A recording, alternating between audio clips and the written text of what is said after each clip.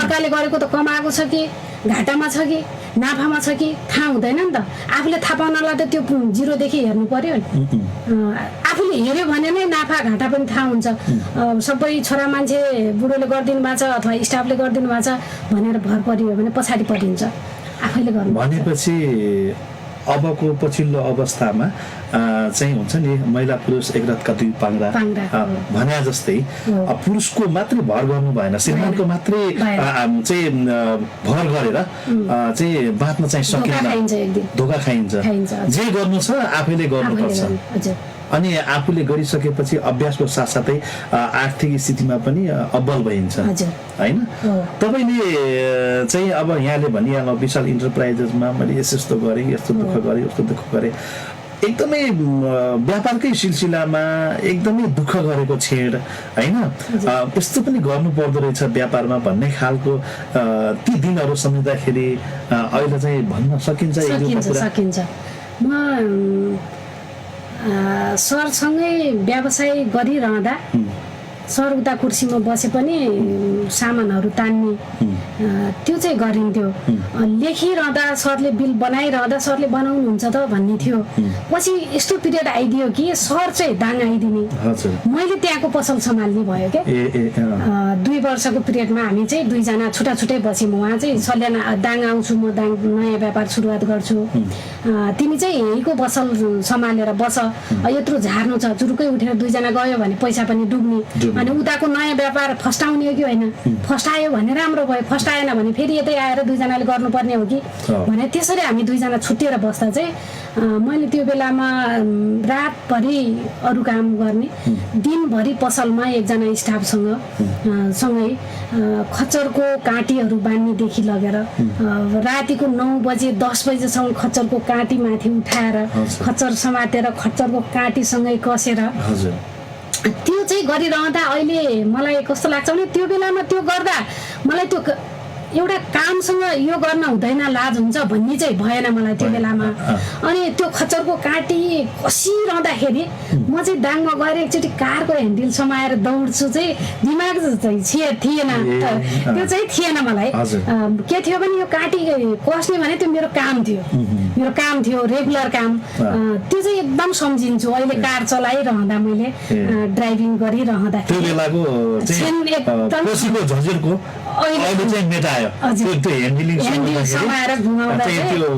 खच्चरको के भन्नुहुन्छ त्यो काटी चाहिँ एकदम याद आउँछ। अहिले गाडी चलाइरहँदा सङ्घर्ष गर्यो, दुःख गर्यो। मैले त्यो बेलामा मैले खच्चरको काँटी कस्छु र म पछि गएर कार चलाउँछु अथवा 2 तला बिल्डिङमा बस्छु भनेर गरेन। मैले सङ्घर्ष गरिरहँदा, आफूले सङ्घर्ष गरिरहँदा त्यो क्षेत्रमा पनि आइदो रहेछ, जिरोबाट आइदो रहेछ क्या। मैले अहिले खच्चरको काँटी कसिरहेको छु, म चाहिँ त्यो लेभलसम्म अब त्यो कार चलाइरहेको छु त्योसम्म म जान सक्दिनँ के हो भन्ने होइन, आइन्छ एक दिन।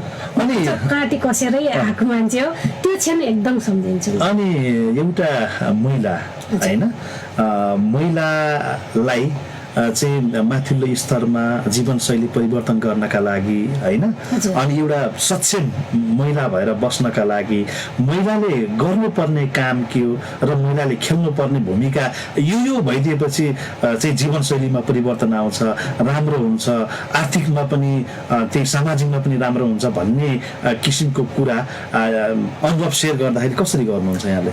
सबभन्दा त महिलाहरूलाई घरबाट नै यसले गर्न सक्छ है भन्ने हौसला दिनुपर्छ, परिवारबाटै। बच्चामा बुवा आमाले, अनि विवाहपछि लोग्ने सासु आमा, देवर जेठाजु जेठानी आमाजु जति छ नि हाम्रो रिलेसनमा, उहाँहरूले नै क्षति दिनु हुँदैन काम गर्दा।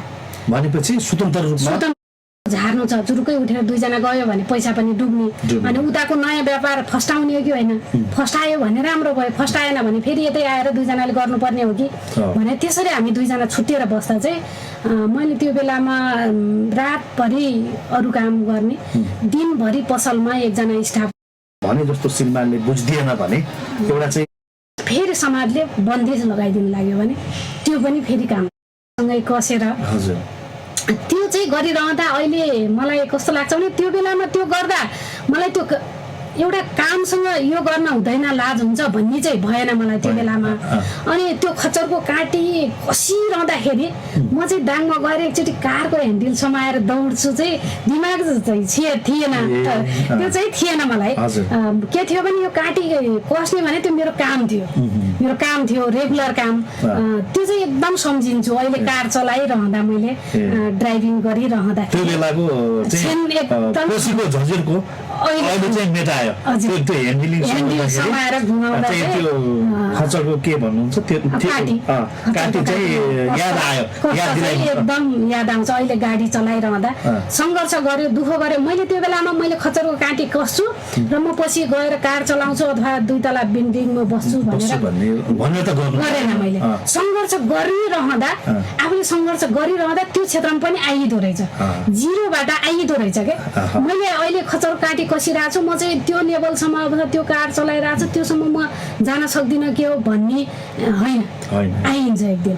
अनि काँटी कसेरै आएको मान्छे हो, त्यो क्षण एकदम सम्झिन्छु। अनि एउटा महिला होइन, महिलालाई चाहिँ माथिल्लो स्तरमा जीवनशैली परिवर्तन गर्नका लागि होइन, अनि एउटा सक्षम महिला भएर बस्नका लागि महिलाले गर्नुपर्ने काम के हो र महिलाले खेल्नुपर्ने भूमिका यो भइदिएपछि चाहिँ जीवनशैलीमा परिवर्तन आउँछ, राम्रो हुन्छ, आर्थिकमा पनि त्यही सामाजिकमा पनि राम्रो हुन्छ भन्ने किसिमको कुरा अनुभव सेयर गर्दाखेरि कसरी गर्नुहुन्छ यहाँले? सबभन्दा त महिलाहरूलाई घरबाट नै यसले गर्न सक्छ है भन्ने हौसला दिनुपर्छ, परिवारबाटै। बच्चामा बुवा आमाले, अनि विवाहपछि लोग्ने सासु आमा, त्यो जेठाजु जेठानी आमाजु जति छ नि हाम्रो रिलेसनमा, उहाँहरूले नै क्षति दिनु हुँदैन काम गर्दा। भनेपछि स्वतन्त्रता दिनु पर्यो। स्वतन्त्रता दिइरहँदा उसले सबै भोग्छ के। बाटोमा हिँड्न दियो भनेन, उसले कहाँनिर ढुङ्गा छ कहाँनिर खौला छ थाहा पाउँछ, ठेस लाग्यो भने मात्रै त्यसले थाहा पाउँछ। घरबाटै त गर्न सक्दैनस्, त हिँड्न सक्दैनस्, त लड्छस् भन्न लाग्यो भने त्यसले छेक्छ, त्यसले छेक्यो। हिँड्न दियो भने ठेस लाग्छ, ढल्नुहुन्छ, उठ्नुहुन्छ, बल्ल थाहा पाउनुहुन्छ। त्यही भएर घरको फ्यामिलीले एकदम सपोर्ट दिइहाल्यो, त्यसमा समाजको पनि एकदम भूमिका हुन्छ। समाजले पठायो, घरले पठायो, लोग्नेले पठाउनु भयो, फ्यामिलीले पनि जा है त केही न केही गरेर देखा भनेर फेरि समाजमा पठाउनु हुन्छ। समाजले स्वीकार गरिदिनु पर्यो। घरबाट निक्लेको छ, ऊ चाहिँ घरमै नपत्याएर निक्लेको छ भनेर फेरि समाजले बन्देज लगाइदिनु लाग्यो भने त्यो पनि फेरि काम लागेन। भनेपछि समाजका कुरा त्यो परिवारले सुनिदिनु भएन, सुनिदिनु पनि भएन। समाजले पनि फ्यामिलीलाई जितेर मैले के गर्छु भनेर घरबाट निस्किसकेको छ भने हाम्रो समाजमा र हाम्रो टोलमा, हाम्रो समाजमा र हाम्रो समाजभित्र केही न केही गर्छ यसले भनेर सपोर्ट गरिदिनुपर्छ। समाजले पनि सकारात्मक सोच गरिदिनु पर्यो। यहाँ त कस्तो छ भने जसले कमायो, जो चाहिँ रमाउँछ होइन, जसले 2-4 पैसा कमाएको छ, उसको जिन्दगीमा आफ्नै तरिकाले रमाएको छ भने समाजले खुट्टा तान्ने प्रवृत्ति छ। त्यो जो अगाडि बढ्यो उसको तान्ने हो, अगाडि बढेकै तान्ने हो। पछाडि जति तान्यो उति बलियो हुन्छ फेरि खुट्टाहरू। यतिकै गयो भने त्यसको महत्त्व पनि हुँदैन। तान्ने एक लाइन हुन्छ, सक्दो हामीले त नतानिदिनुहोस्, अगाडि बढ्न दिनुहोस् भन्यो। अगाडि बढ्दै बढ्दै जाँदा पनि अहमता बढ्न पनि सक्छ। तान्दै हिँड्दै गऱ्यो भने सजिलो पनि हुन्छ। सफल समाजमा रुच्न र भिज्न दिएको राम्रो।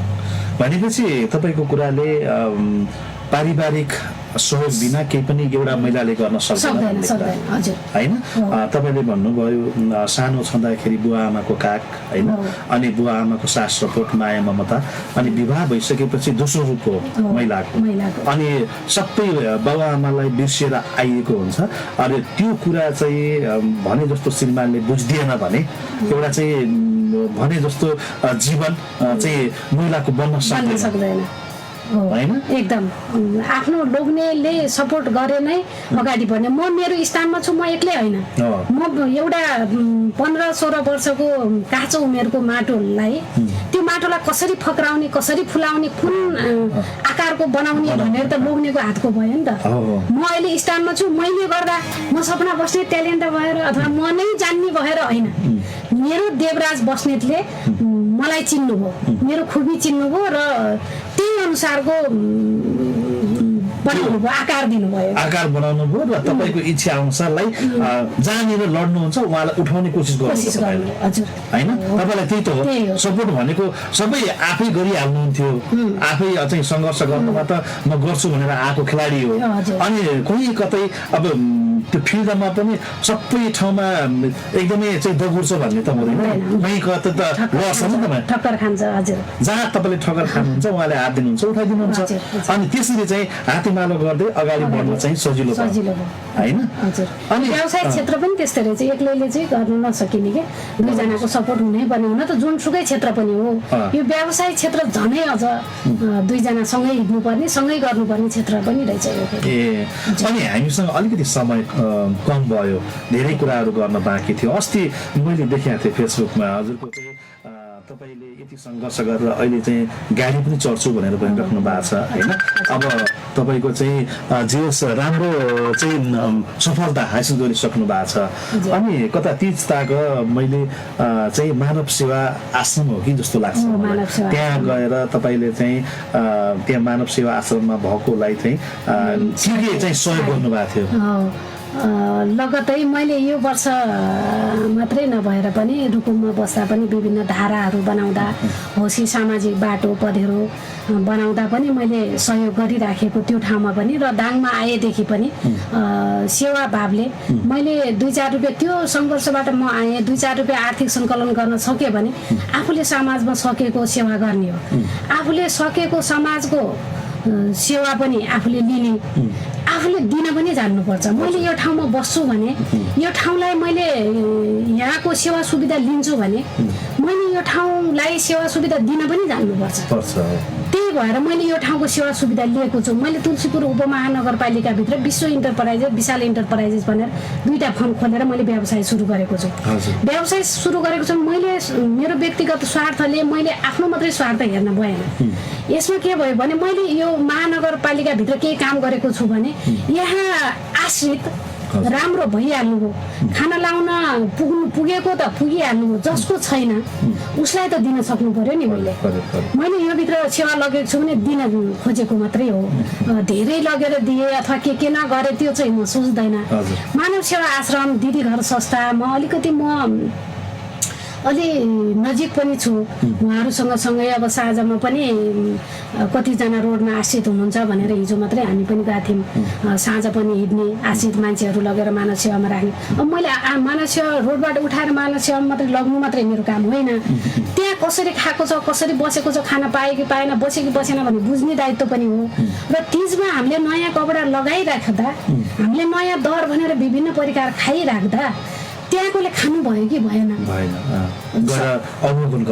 हो नि, त्यो मेरो मनमा खट्क्यो। र मैले लगेर थोरै कपडाहरू, मैले 24 जना महिला दिदीबहिनीहरू, आमाहरू हुनुहुन्थ्यो, उहाँहरूलाई धोती अनि केरा दही लगेर त्यसरी दर र नयाँ कपडा एकजोर भए पनि तिजको दिन नयाँ लाउनुहोस् भने त्यसरी बाँटेको हो मैले। जस्तो हिजोको सपना भण्डारी बस्नेत जति बेला चाहिँ व्यापारी पोलिसी हुँदाखेरि मैले कलम बेच्थेँ होइन, अनि त्यसपछि अरू बेलौतीहरू अन्यथा दुधहरू बेच्थेँ।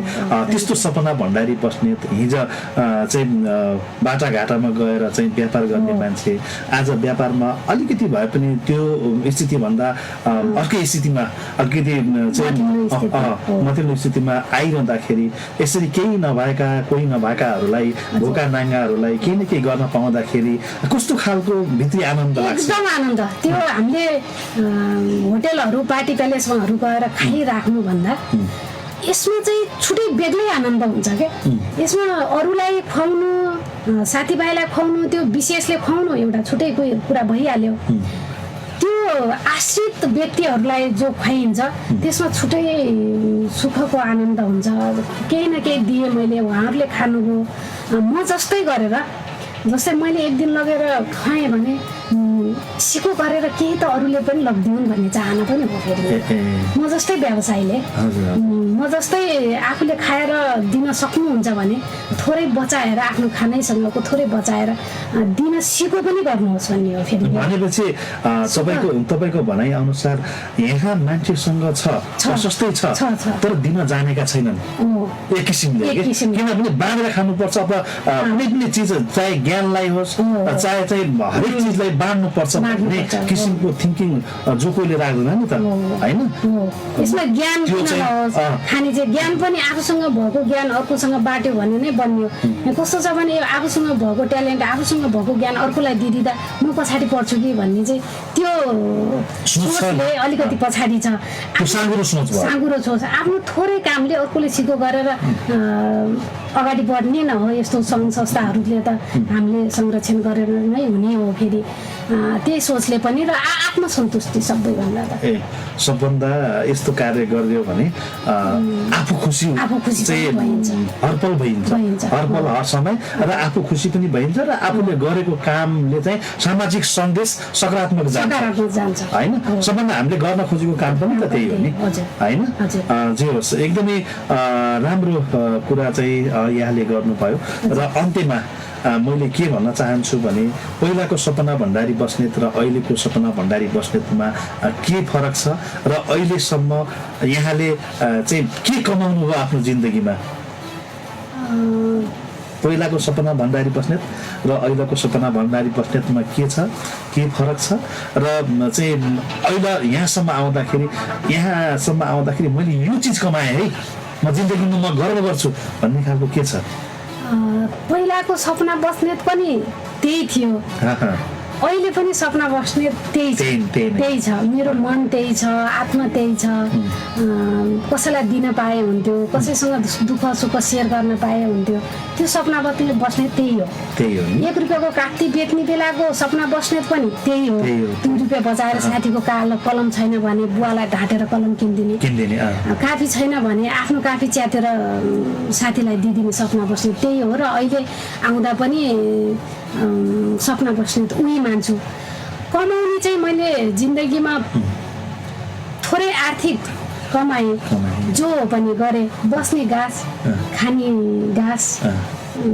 जोरे मैले नजोरेको होइन दुःख सङ्घर्ष परिवारको साथ सपोर्टले जोरे सबैभन्दा त साथीभाइ धेरै जोडेँ मैले माया सबैको पाएँ धेरै पाएँ धेरै ठाउँ घुम्ने अवसर पाएँ यो व्यवसाय क्षेत्रले गर्दा रोल्पा रुकुम डोल्पा क्षेत्रहरू हिँड्न पाइयो देख्न पाइयो धेरै सङ्घ साथीभाइहरू बनाउन पाइयो सबैको आत्मीय हुन पाइयो माया आशीर्वाद धेरै बढी पाएँ त्यति मात्रै कमाएँ मैले त्यही कमाएँ जस्तो लाग्छ साथीभाइ कमाउनु धेरैजनाले सपना बस्नेत भनेर चिन्नु राम्रो छ भनेर चिनाइदिनु सेवा भावको छ भनेर चिनिनु नै मलाई जिन्दगी सबैभन्दा ठुलो कमाइ लाग्छ अन्त्यमा महिला दिदीबहिनीहरूको लागि मात्र नभएर मैले सोध्न चाहिँ केही भुलाएको तपाईँको मनमा अझै यो सञ्चालकले यो कुरा भनिदिएको भए मैले कति मजाले भन्थेँ भन्ने खालको यदि दिमागमा अथवा मनमा त्यस्तो केही छ भने भनिदिनु पर्ला होइन एकदम राम्रो क्वेसन गर्नुभएको छ हजुरले टाइम पनि दिनुभयो राम्रो क्वेसनहरू सोध्नुभयो समसामयिक पनि सोध्नुभयो मैले भोग्दै आएका मैले गर्दै आएका कामहरू पनि सोध्नुभयो सबैभन्दा मेरो अहिले यो पढिरहेको विद्यार्थीलाई तपाईँले शिक्षाको अलिकति बिचमा हामीले जोडेका थियौँ मैले के भन्न चाहन्छु भने म अहिले 25 वर्षपछि मैले शिक्षा फेरि जोइन गरेँ समय मलाई लागेको थियो पुरा धेरै कुराहरू आइराखेको थियो हजुर शिक्षा मैले यो बिचको पिरियडमा फेरि मैले 4 वर्ष ग्याप 24 वर्ष ग्याप गरेँ 24 भन्दा 24 वर्ष पछि फेरि मैले 55 सालदेखि छोडेको मेरो शिक्षा मैले योभन्दा 4 वर्ष अगाडिदेखि फेरि सुरु गरेँ। सुरुवात गरेँ 11-12 पास गरेँ। ब्याचलर अहिले चाहिँ म 150 वर्ष भनेपछि त्यो बेलाको एसएससी पास गरेको मान्छे अनि त्यसपछि व्यापार चाहिँ गर्दै जाँदाखेरि बच्चाहरू पढ्दै जाँदा हुर्काउँदै जाँदाखेरि वास्तवमा चाहिँ शिक्षा अलिक पछाडि थियो। अनि त्यसपछि मैले नपढेको मान्छेले यस्तो गर्छु भने झन् आजभोलि त पढेको जमाना रहेछ। त्यो भएको कारणले गर्दाखेरि मैले पढेँ भने अझै केही गर्न सक्छु, अरूसँग राम्रो बोल्न सक्छु, मोटिभेसन राम्रोसँग गर्न सक्छु भन्ने चाहिँ मनमा लाग्यो होला। फेरि मैले पढाइ सुरु गरेर अहिले म ब्याचलर पहिलो वर्षको परीक्षा दिएँ। बिचमा ग्याप भयो, 1 वर्ष ग्याप गरेँ मैले, नत्र अहिले 2 वर्ष हुन्थ्यो। पहिलो वर्षको मैले अहिले इक्जाम दिएछु, ब्याचलर पहिलो वर्षको। यो 24-25 वर्ष ग्याप गरेर फेरि पढाइ गरेँ। यो दिदीबहिनीहरूलाई पनि यो ज्ञानको विषय हुन सक्छ के, किनभने मैले त यत्रो वर्ष 25 वर्ष छोडिसकेको छु, किन पढ्ने? 8 वर्ष 5 वर्ष छोडेले पनि है 5 वर्ष भइसक्यो किन पढ्नु भन्नुभएको छ। हामीसँग समय त एकदम छोटो भइसक्यो, सिद्धिसके जस्तो लागेको छ मलाई।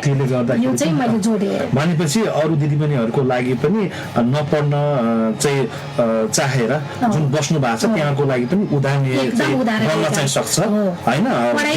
शिक्षा चाहिन्छ, हरेक चीजमा अहिलेको जमानामा पढाइ चाहिन्छ। त्यो भावनाले पनि त्यस्तो छ भने जोइन गरिहाल्नुहोस् आजदेखि भनेर चाहिँ यहाँले अनुरोध गर्न चाहनुहुन्छ। पढ्नुहोस् र महिला उद्यमी हुनलाई फेरि उहाँले चाहिँ पढ्दै सुरु गरेर महिला उद्यमी हुनुभयो कि नपढेर पनि उद्यमी भइन्छ। आफूले सँग भएको सिपहरू उत्पादन भएको सिपहरूलाई आफूले बजारमा बेच्न सक्नु पर्यो, बोल्न सक्नु पर्यो। बोल्नेको पिठो बिगाइजा नबोल्नेको चामलै नबिगा भन्ने त नेपाली उखान पनि छ। महिला उद्यमी बन्नुहोस्, आत्मनिर्भर हुनुहोस्, आफूसँग भएको सिपहरू चलायमान बनाउनुहोस्, लाज नमान्नुहोस्। मेरो यो काम होइन गर्ने, यो काम मैले गर्ने होइन, यो महिलाले गर्ने हो, यो पुरुषले गर्ने हो भनेर नछुटाउनुहोस्। सङ्घर्ष गर्नुहोस्, एक न एक दिन सफल भइन्छ। असफलता पनि